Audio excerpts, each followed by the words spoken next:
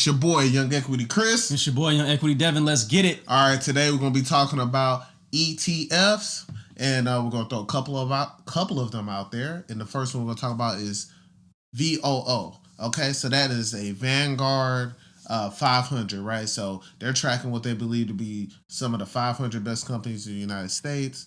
And this is an ETF that follows that along as an expense ratio of 0.03. That is extremely cheap. So that means that they don't trade shares very often. So they're not paying a high tax bill at the end of the year, which will reduce on the profits you receive from your fund.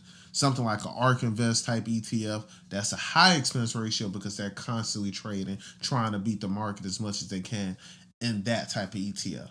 I personally have VOO in my 401k. I'm a big believer in it. I'm going to hold on tight to this one, and I recommend that other people buy this ETF because it just gives you steady growth, whether it's a correction or not. It's going to give you a little 5% every 3 months. Yeah, man. Solid advice. When I first started investing back in 2017, I had a spreadsheet where I created, basically I had an expense ratio, I had the betas, I had the alphas, I had the standard deviation. I was all into it, right? Yeah. And so FTEC was my favorite pick because I have Fidelity.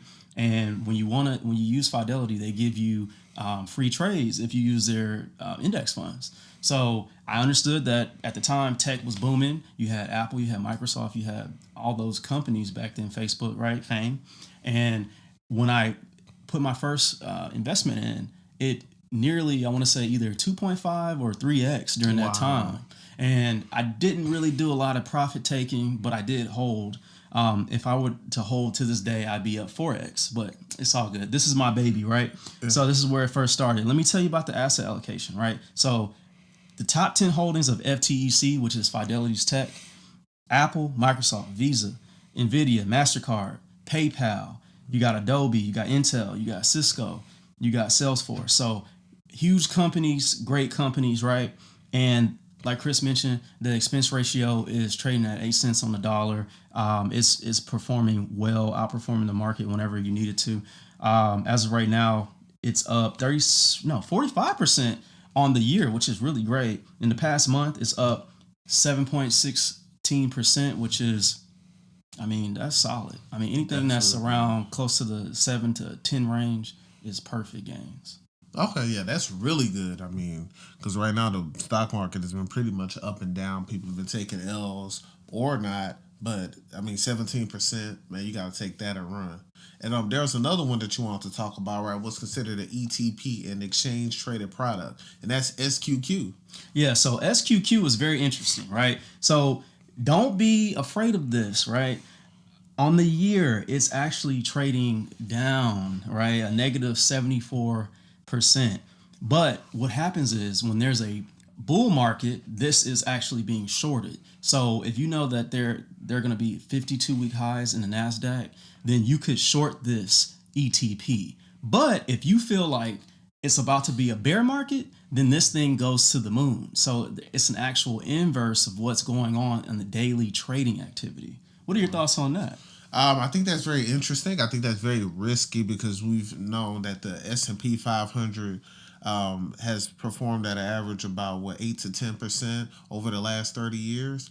So I'm not betting against the market personally, but if you want to do it as a quick swing trade or a quick flip, I can understand that. I still wouldn't do it right now because even though some stocks are down, there are some other stocks that are up, because this could be, a sector rotation within the market, and that doesn't account for that. So if tech is getting killed, but let's say restaurants are doing well, that's not going to reflect in SQQs because that could still be down if the whole overall market is up. So it is pretty cool. I just learned about an ETP. I personally don't plan to invest in it. And even if you do, this is not something you hold long because you'll get killed by it if you do hold it long.